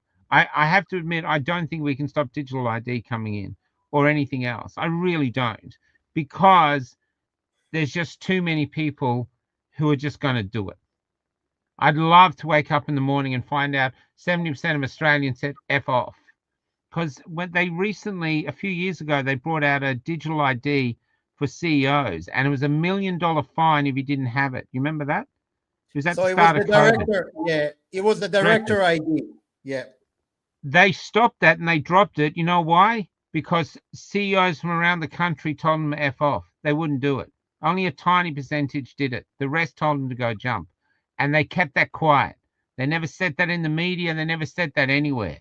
So digital ID was pushed onto directors, and the directors told them to go jump, and they did. They went away. Australians could do the same. Instead of thinking, how are we going to cope for years and what's it going to mean? You just got to say no. You just got to have a huge percentage to say no. That's true about everything from the beginning. Yeah. Here's the thing, Michael. Here's the thing. Yes, what you're saying, I don't think we can stop that. I don't think we can stop that with the current approach that we're taking, right? And unfortunately, we have wasted time when we fought amongst ourselves, and we are in a pretty dire predicament because we did a lot of stupid things, right? But, okay, so we can still turn it around, but we need to start being aggressive and potentially, resort to actions that some people may think are unsavory. And what do I mean by that? I mean by PSYOPs, extensive very, very aggressive psyops against the normies, right? Like what? And okay, Could you give so us an there is example? the problem with digital ID that a normie doesn't understand what it means, and on the face of it, it sounds very convenient. But if you take that and flip it on its head and say, if you take a digital ID and your biometrics data is stored online, and that's nothing that I'm saying is actually a lie, by the way, right? No. Everything you've ever worked for will be stolen. Why? Because your digital ID will be hacked, your identity will be taken, your bank account will be emptied, your super account will be emptied, and the digital record of your land title will be erased or modified. So you will be homeless, penniless, and without any super, living on the streets. And none of what I'm saying is a lie or an exaggeration, right? I can provide examples, and I've written articles about it, where all of that has happened even without a digital ID. Now take that with the digital ID, and that's amplified by a million. So what I'm saying, what I'm trying to say is, we cannot, at this point, it's too late to do the rational thought to explain, look, yeah, it's social credit score, they'll be able to control all this. Yeah, all right, okay, mate. Yeah, sure. I've got a footy game to go to, right? Nah, that's not gonna work.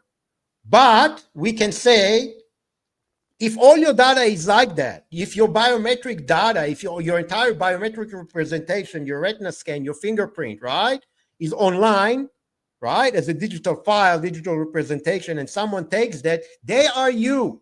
And in a world where everything is connected to that, everything you have is theirs. And none of what I'm saying is a lie, but I'm presenting it in an emotional way to trigger an emotional response. And the emotional response that I'm after is fear, and ideally sheer terror. Because if we did the same thing before the vaccine started rolling out, and we communicated to people, if you take that, you will die. Forget about hasn't been tested, Fauci evil, that. No. If you take this, you will die. This is death, right? I have to say though, we may have had a higher percentage of refusal. Can I just butt in there? I interviewed a woman, right, in Queensland, I think, or New South Wales. AstraZeneca killed her husband.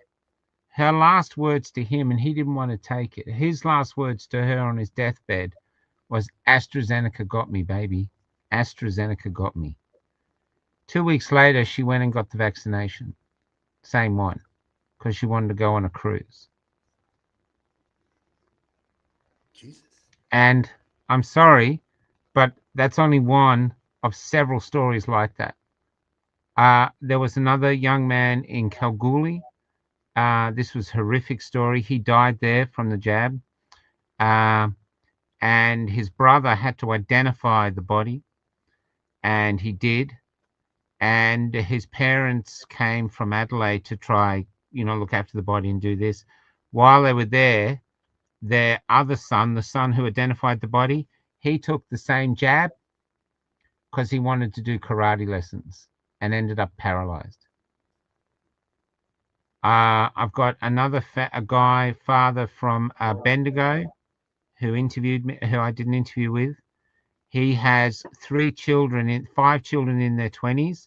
3 of them have myocarditis from different batches, and they were just getting sick. They're on pacemakers for the rest of their life. They're in their early 20s, and it happened over time. So they kept sending their kids back. They didn't say, look, one kid's got it, I'm not going back. There's another girl in Perth, another woman who had 3 identical triplets, very rare, 3 identical young males. The first one got myocarditis, and the doctor said it won't happen to the others. So she took them down anyway. Now they've all got it. Different things. You would think that knowing you could die would stop. But I've talked to people who sat there in the house and said, listen, one of us has to keep the mortgage going. I'm going to take it. If I die, you look after the kids and my super. They actually made a choice to take it knowing it could kill them to support the family. Now, I've done these interviews, man. It's quite profound. When that woman told me she took it to go on a cruise, I remember just looking at her thinking, I just couldn't comprehend it, because it was just like, seriously? And yeah, but there was pictures of her on the cruise all around the house. So obviously, you know, she was spending his money. So Anyway, AstraZeneca killed her husband, and she went and got a jab so she can go on a cruise. yeah. I don't know what to say. Yeah, I mean, yeah, you left me speechless. This is And what I'm dealing that's with. what We're happened. dealing with two species of humans. One Yeah, who reacts logically, and that's why we get on. Yeah, that's what I do. I get that. Okay, that's a different point, but I still get your point. Then there's this other mob. I don't get them. I don't get them. We've had a lot of people die in this country, and we've had more people who have been seriously injured, and their families say nothing. I've got a friend, an actor. His son was going to be a basketball player, a professional basketball player. Now he's a cripple with myocarditis. He had one day where he got really angry in the hospital, yelling at doctors, "Is this the jab? Is this the jab?" Then he told me then. He never says anything about it now. Just gets on with his life. He's even done ads to support heart medication. And he just gets on. It's like, oh, well, it's just this. His son was a sacrifice almost. And he's still taking the jab himself. We're not I don't know, Michael. dealing. I don't know what to say. Maybe We're not dealing with logical times. We're in illogical times. but The I'm not world's going for upside logical. down. I'm going for an emotional response. That's the No, I idea. know, I but think even all of us- emotional, there's no even emotion has logic to it usually. You know, if you're watching a film like, say, One Flew Over the Cuckoo's Nest, one of the most powerful films ever made. You know, the Indian kills Jack. Now you get an emotional response to him killing Jack, and then you see Jack, he's off with the fairies. You get an emotional response to that because he was such a vibrant human being. The Indian kills him, then rips up the thing, throws it out the window, and it's all very emotional, but it's logically emotional. It's worked your way up to it's this. It's worked your way up to through the narrative of the story.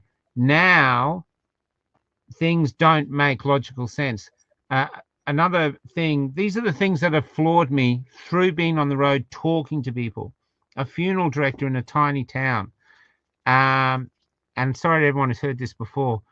The funeral parlor has been busier than ever in its 50 years of existence. They've never had so many funerals in this tiny town. Everybody in this town has been affected by the amount of deaths. And I said to this lovely funeral director, has anyone in these funerals come up to you and says, why is everybody dying? She said, no. They just come to the funeral, they stay silent, they just go through like it's an everyday event, and they go back to their lives. No one says a word. And so this is something that we're dealing with that I do not comprehend. I actually wonder if people have been affected by the jab, or that they're in a deep survival instinct, and the survival instinct basically tells them, no matter what, say nothing. I see nothing. And I don't know, but that's the mystery for me is, yeah.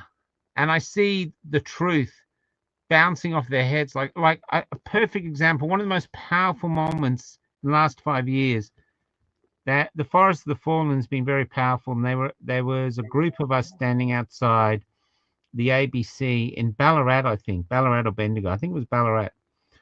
And people could walk past, and people were holding like lots of them like this. And we sat there silently. People could read them if they want. These two tradies walked past, a young apprentice and an older guy about my age. And he just stormed past like this. And I observed him and said, mate, would you like to know what it's about? Nah, come on, mate. Look, they're standing there. You're an Australian. We're allowed to protest. And just a minute. 1 minute. Oh, 1 minute, 1 minute. They're about all the people that died there. As I was telling it to him, he's got a tear coming down. And then he went, is that it? Enough? And then he walked off. So inside him, he was being moved by it, but he didn't want to be a part of it for whatever reason. Whatever reason. Yeah, I don't know what to say. I mean, if Look, if that's the case, and digital ID does, like, it does roll out, then I think really the only option is like literally like everyone who's on that like normal half or whatever part of the population, we unite, grab a territory somewhere in Australia and secede and be ready to defend it if, like, if the Commonwealth tries and recapture it. I'm not joking. Like this will be it. Yeah, I hear. Except we don't We have any will weapons. have nothing left. So it's basically will be us against the Commonwealth, whatever we want to call ourselves. I don't know. You know, to me, and that might work. To me, I actually think we've got to go long term because we have one great thing in our favor that the other side can never remove from us. What the people have been sold now is a future that is not conducive to the human soul. It just is not. And so if we can live, like I posted a picture of me and Kelly semi-nude the other day. I'm saying we're living, we're alive, we're in love, we're alive, we're going to have fun, we're going to live. If you guys are going to take us into the abyss, then we're going to go into the abyss dancing and milking every moment of life we can.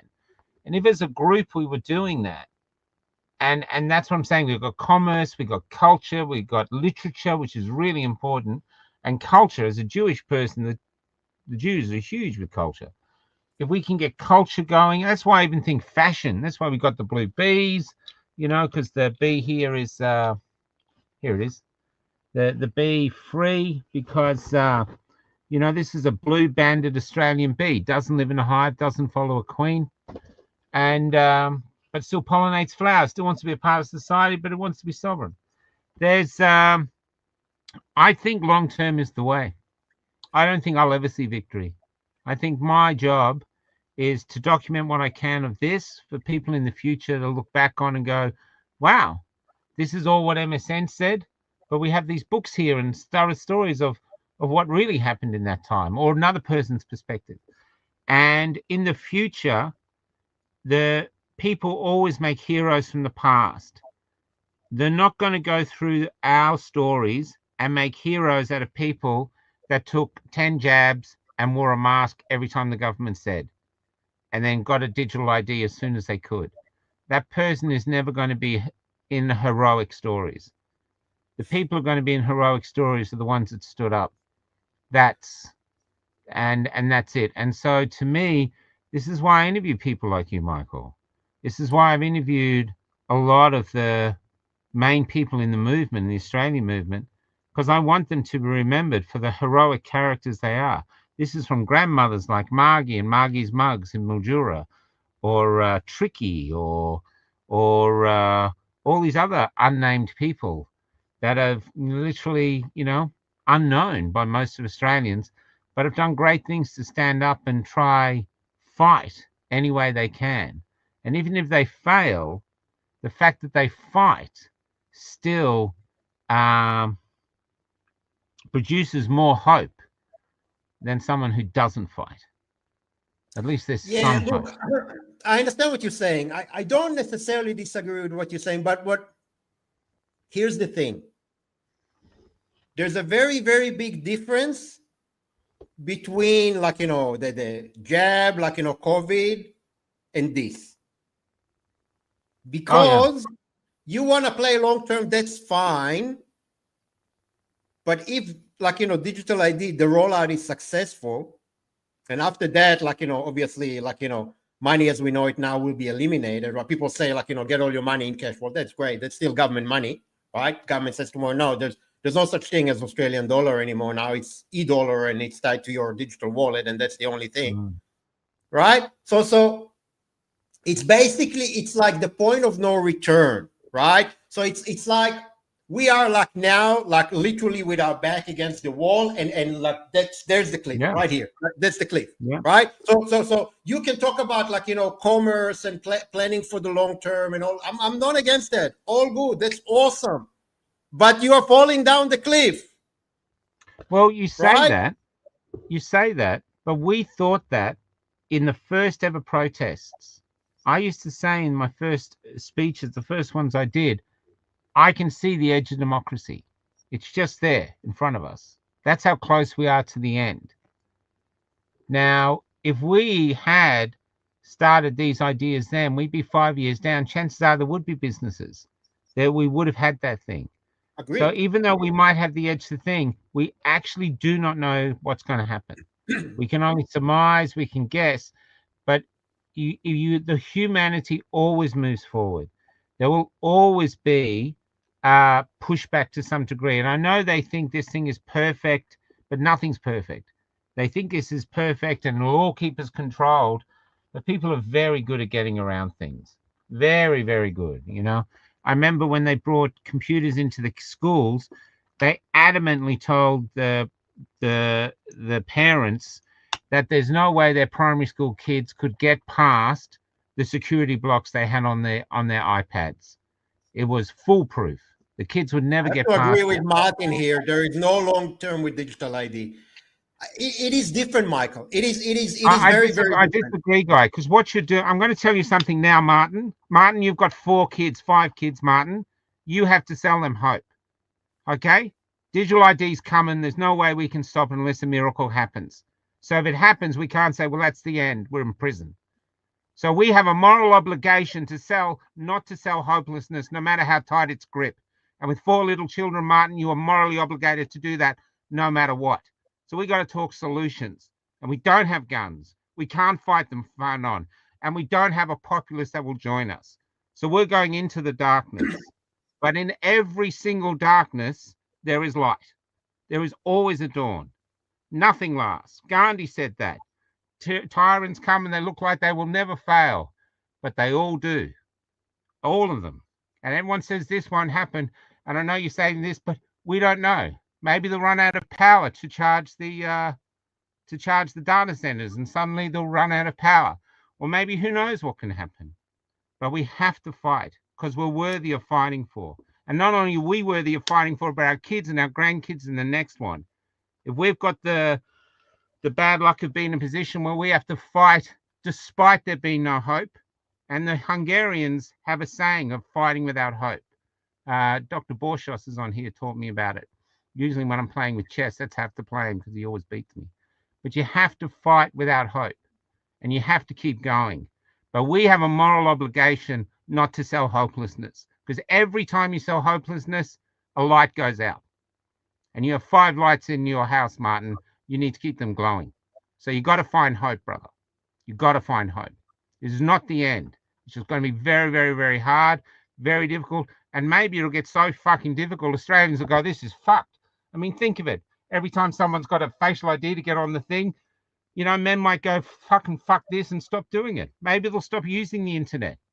We don't know. We don't know.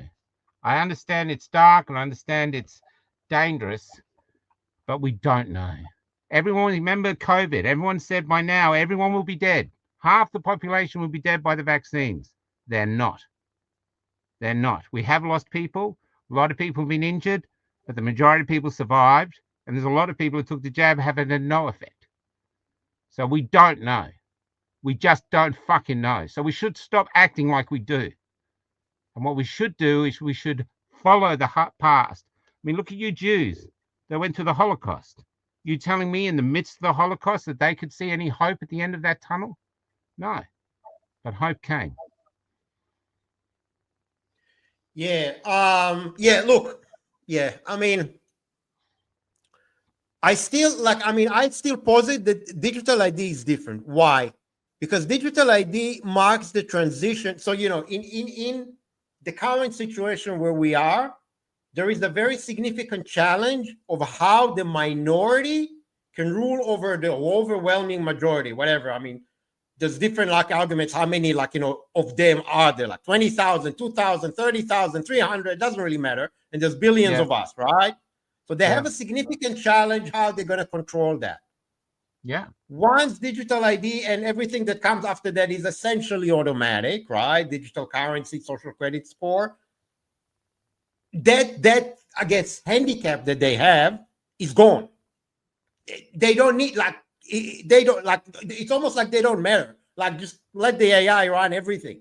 That's it. And you say the wrong, you freaking think the wrong thing, and a freaking drone will show up outside your house. I mean, there is no long-term solution. This is the point where it has to stop. They say that, but you don't know. They say that, but we're very innovative. And you think back to the technology is ready now, Michael. I can tell you I understand, but say back in Romania. I was years ago, I was renting a house with some Romanian who's had escaped Ceausescu, and they used to tell me it will never fall. It's the end to everything. Every second neighbor is a spy. They know everything. There's no way it'll ever fall. There's no way it'll ever fall. And then it fell. And it fell because the people overcame the greatest virus of all, fear. Suddenly they went frightened to die. They're going, I'm leaving the house. I'm not putting up with this anymore. They want to kill me. They can kill me. But they couldn't kill all of them. And so they fought back. And eventually they gave in. You know, and if you talk to these Romanians, then the stories, the torture they went through, you know, the guys were saying they were put in concrete cells where they had to sleep on their hands, knees, and their elbows because otherwise they'd freeze to death.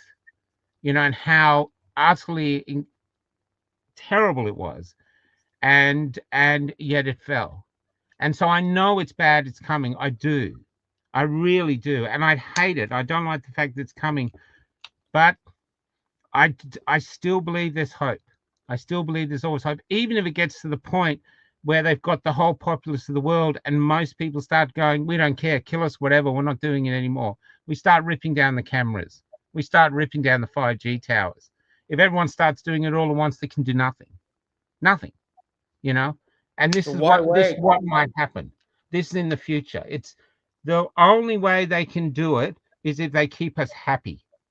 If they keep us that we're unhappy, we're hungry, we're starving, it'll be like the French Revolution. And it won't matter how many fucking robots they've got once we get hungry enough. So I do feel I don't wish it was coming, but I do feel that we have a moral obligation. And I was told this by a young woman very early on in the march. And I've stuck to it all my entire time. We have a moral obligation not to sell hopelessness. We just do. I agree. No argument. No matter how tight its grip. Yeah. Yeah. Look, yeah, I think and that's hard. there is a video. I don't know. A lot of people I think in the audience will probably be familiar with it. It's called Utopia. So it describes Australia, right? So this is a few and think about how they've done. And this is when you think about it, this is very realistic and it is brilliant how it was implemented because there are no cops. There is no police, right? There are no enforcers. People snitch on each other for a 10% commission of the fine. Yeah. And some people make their entire livelihood, like that old lady that just goes around and takes photos of everyone, dropping a handkerchief or whatever, or bandana, right? There will be people like that. There are people like they're already that. here. There are people like that doing the mandates who were calling the police. Oh, my neighbor has 4 people there. Yeah. Yeah, those people exist. They love it. They love order. Even Richard Wollstonecraft, he's a good one to interview. He's studied all this.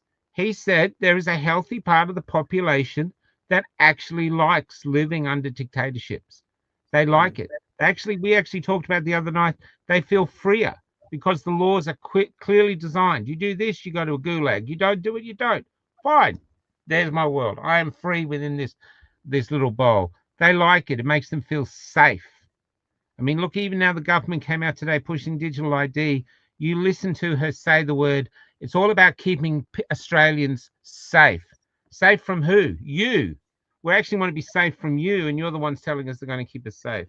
But the numbers the numbers lap it up. Oh, yeah, it's good. My kids will not be on on Instagram and be groomed by pedophile, right? That's a lot of people are like that, right? So that's not because they want to live under a dictatorship or something like that, but because they don't understand the implications, right? So this is where we get into the thing of incrementalism, right? So look, I don't know. I honestly don't know. I definitely I'll be the first to say I don't know. Honestly, I'm saying, yeah. I don't profess to have all the answers, but what I do know is everything that we've done so far has not worked. And we need to change direction, and we also need to get our shit together and stop fighting over nonsense, right? That doesn't even matter. People may think that it is very, very important, right? Immigration, no immigration, this, that. And look, yeah, maybe it is. But let's win the war first, and then you can argue if you want to have immigration or not. Yeah. So I don't unless the know. I mean, immigrants because are we part of become the so way to wipe scattered. us out. Yeah. Mm. Anyway, I don't know. it's I been don't know. great having I you just, on. You should consider having it again if you want, because there's so much to talk about that it's hard to cram it into one show. Like you said, yeah. immigration is a show. You know what I mean?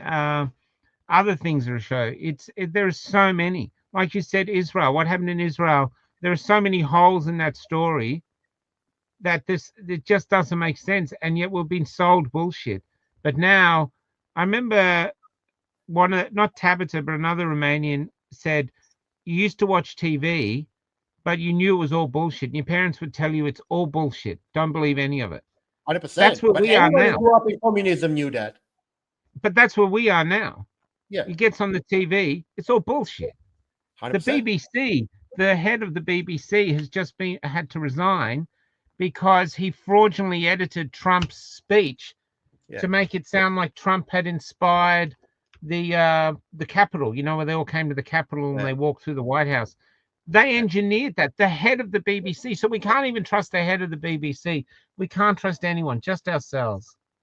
Just ourselves. There's no white hats coming to save us. There's no anyone. We're going into the darkness, and what we need is each other, because that's all we have. That's all we have. And we have to discuss like this. I'm happy to disagree with you, Michael, even though you have my name. I'm happy to disagree with you because I think that is a power. If we can have a power to disagree and still talk, still be friends, we can do that. They can't. And they're selling the world tyranny. We're selling the world you. We want to have a world where in that world, Michael Ginsburg is allowed to be Michael Ginsburg, as long as he's not a pedophile or a serial killer. As long as he's not hurting anyone, he can be Michael Ginsburg, and he enriches the world by bringing the only Michael Ginsburg that's ever existed in that body to the palate of humanity.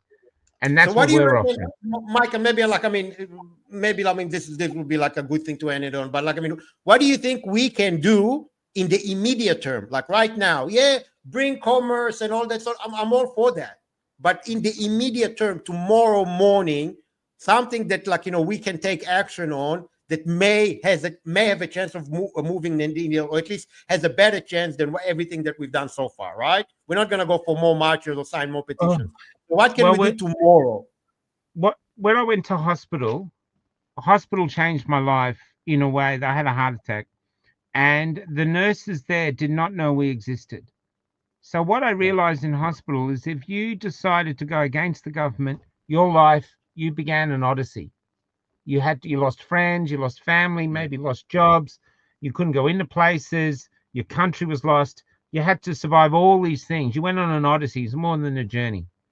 If you took it and it didn't affect you, it was just another Monday. I was in the cardiology ward. These people had seen their myocarditis. They talked about it, but they didn't connect it. They were disconnected. They didn't know there was a freedom movement. They didn't even know there was a need for a freedom movement. And that's because the algorithms do not let our voices out. We are kettled. You said in the show with Robin, we have to hit the town halls. We have to get out and start speaking to people directly. If we rely too much on social media like this, and we're always shadow banned, and the more powerful you get, the more shadow ban you get, or they take your page down, like my Cafe Locked Out page, 10-year ban. They'll do whatever. We need to keep social media, but we need to start discussing with people face to face, like taxi drivers do. And we need to start the discussion, because what we have to try sell to people, and it's too far, they won't buy it just yet, but we have a better future to offer them. And maybe they need a real taste of the darkness to go, we don't want this. And it might take that, because I think it'll go slow. They'll do digital ID. It'll come in, might not be so bad. People think, oh, it wasn't as bad as we thought, because they do things incrementally. And then it'll be 6 months or a year later, they'll come back with something else. And bit by bit by bit, it's like osmosis. And yeah, I wish I could tell you, Michael, I do. This is why I told people I'm not a leader. I'm sort of a documenter. I'm watching it. I like sharing my thoughts, but No, I don't I don't think anyone know. needs to be a I leader to don't come know up what with ideas. I don't know what to do at the moment. I like capitalizing. I like producing ideas. Like I found the Forest of the Fallen. I sold that. 832. I sold that. Now we're trying to sell the Blue Bees, which came from Melissa. I look for ideas that are simple to replicate and create unity or do something. So Forest of the Fallen is very powerful.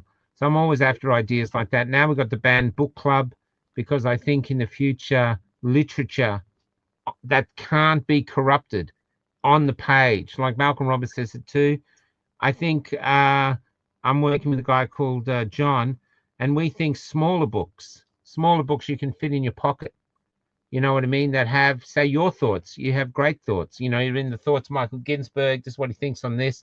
And so I can read it on a tram, and it can't be edited by AI. It's in my hand. It's mine. It's a truth. Because what's happening now is you get on social media, you don't know what's true anymore. Yeah. 2 out of 3 things are AI, Yeah. and that's going to get worse. So I think people will gravitate away from social media because they'll think, well, it's all fake. And so there's things like that. I've had 2 weeks off social media. I've hardly done anything, and I feel like a different human being. I feel stronger. I feel more. I'm getting more focused. Now I'm just figuring out what direction to go next because I'm really into the philosophy of it, thoughts. That's why I was excited to get you on, and it's been great having you on. It's thoughts, talking, discussion, getting people talking, figuring out these problems. That's why they want to end freedom of speech, because freedom of speech is a weapon out of tyranny. If you have the courage to talk, you can identify problems and come up with solutions. If you don't, you just sit there sulking, hoping they're not going to take you to a gulag, you know? Yeah, look, I mean, social media and stuff like that. I mean, I can tell you as the tech guy, I mean, that was always part of the control mechanism. I mean, that's the idea. Yeah. That's what algorithms are for. I mean, that's why, you know, I mean, I'm personally like, I mean, I'm only really on one social media platform, Substack, but I mean, I'm stepping away from that, even regardless. Like, I probably would have done it regardless, but like, you know, obviously that, like, you know, December 10 deadline was kind of the impetus for that, and I'm moving to, like, you know, to my own platform, my own website, my own private community, my own stuff where first of all, I know that people are real, right? Yeah, we've got a Fort Clo. Yeah, we're kind of doing the same.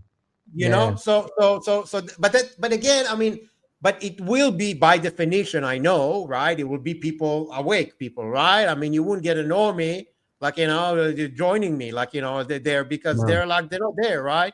So we still need to find a way to reach them. So the way to reach a normie, like from my perspective, the way I see it, and that's what, like, you know, I've discussed in previous interviews, the normie will still watch the 6 o'clock news, right? And when the ads come on and the ads say that, like, you know, a digital ID, like, you know, will get hacked and you will lose all your money, and you show like a video of an old lady that lost all her life savings because, like, you know, someone hacked my digital ID and now I'm penniless.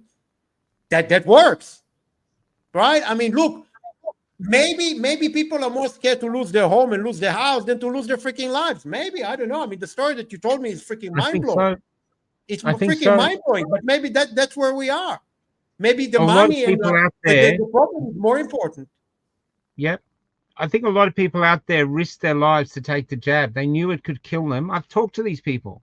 They knew it could kill them, but they wanted to hold on to their stuff, including their family. And it wasn't just the home. It's a roof over their children's head. It was an act of love. The fact is that they couldn't see that a greater act of love would be to think of the children's future and their grandchildren's future, and have joined us and all said, no, we're not doing this. We're not doing this. We're not locking this up. We're not shutting the country down. We're not shooting our own people. But we didn't.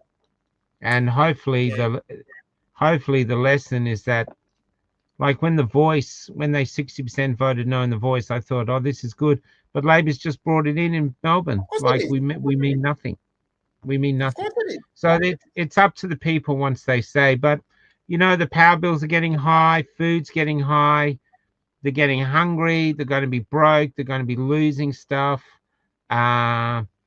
At some point, there could be one single catalytic incident which could which could, like the Arab Spring. The Arab Spring started from one young man setting himself alight in a marketplace where they were trying to bribe him, and he set the whole of all the Arabic countries on fire, even though they just went back to normal afterwards. But it's not just that; yeah. it's a bit more. I can tell you, yeah, that story is true. But I mean, after that, it was obviously, as always happens with stuff like that, and like color revolutions, it was corrupted by other interests, right? It always happens. Yeah, of course. Right. Of so course, that's yeah. I mean, yeah. Yeah, I mean, look, the problem that I have, and that's itself is just one. So we could be just one incident away from. I always thought vaccine injuries. If one more child had died on camera, maybe that would have been it. One kid fell down and died in camera, and from the vaccine. I don't know. Yeah. Yeah, no, I mean that story that you told me. I mean, with that lady that her husband died and she took the jab to go on a cruise. I mean, that kind of floored me. I don't know what to say after that. So yeah, this is what I live with, man. These are the stories I've heard every day. Not as bad as that, but you hear them and they won't fit anywhere inside you. No. It doesn't make sense. It doesn't compute. It's like, okay, it's like, yeah, it doesn't compute. It's like, okay, doesn't. Which is why I don't know. There's different species of people. We haven't realized it. There's different species, but maybe that's. I don't know, but we progress, and it makes for interesting times. What we do in New Hampshire, start your own country. I don't know what to say. I don't know. I mean, well, if that's the case, I mean, I literally, I don't have anything in common with a woman like that, and then never ever will. Like, there's no chance. Like, we won't even, like, she might as well be speaking Chinese. Like, I will never have any, common frame of reference that I can even talk to her. So her husband died of AstraZeneca jab, and she took the AstraZeneca jab so she can go on a cruise. Like, I mean, how would I communicate with a person like that on any matter? Like, what am I going to talk? What am I going to tell her? I don't know. I mean, that just floored me. I don't know what to say. She's not alone, man. It just happens to be one that stayed with me. And I captured that one. I've actually got it on tape. But I'd have to find it out because it's not one I look at much. Anyway, I'm going to go out with a song. It's an uplifting song called Goodbye Road, which is from my novel. And this is about two people who are going against the government who found each other and fell in love. So this is Martine, and I can't remember the guy's name, Gino. And so it's so this is the thing of making our culture. So I'm using AI for the music on my lyrics. And this is what I'm doing. I don't know if it's going to work. But I do know that the hippies took over a generation, and they didn't do it with guns. They didn't do it by seceding. They did it with art and fashion, free love, and lots of drugs. And we can't remember any of the leaders much, but we can still sing their songs. And that's how it is. And so I'm not of the belief that there is an answer or a golden bullet anywhere around us. I think we just have to decide, what do you want to do with your time on the planet? Do you want to just give in and walk along and adapt? Or do you want to fight for something that's worth fighting for, which is humanity itself? Good night, Michael. It's a pleasure to meet you. Hopefully you'll come back on. I think you'd be great, brother. It was really great having you on. I really loved it. Cheers. Cheers. Hopefully we'll meet you someday. Take care. This is Goodbye Road, guys. See you tomorrow. Lee's coming back tomorrow. The pharmacist coming back tomorrow. 8 o'clock. Martin was a nurse with dark clouds in her face that would weep for no reason down Goodbye Road. Drove up from Melbourne, her life in one case. I sat in my office, said I'm looking for a home. Don't you have someone, somewhere to go? Where are you from, John? I really want to know. Is it like that billboard near the end of their line? Because keep rolling, honey, and you'll find mine. Sometimes you have to head out on your own, because you can die of hunger trying to suck love from a stone. Sometimes you have to go build your dream home from the orphan's haunting. goodbye road. Love on one hand, freedom on the other. Gino said no to the jabs and lost his job and his brothers. He found Martine in a stand in the park, where after buying her a coffee, he asked as she stirred, don't you have someone, somewhere to go? Here is somewhere, you're cute, don't you know? Close your eyes, Gino, and you will see orphans can build homes on Goodbye Road. Gino stayed night after night.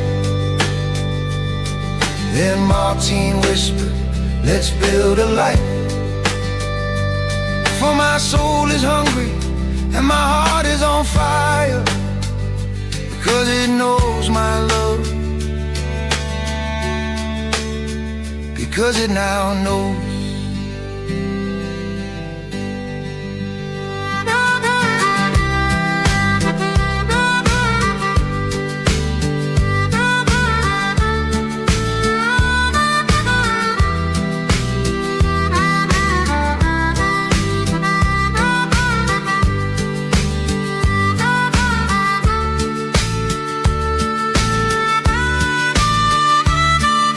Sometimes we have to head out on our own, because you can die of hunger trying to suck love from a stone.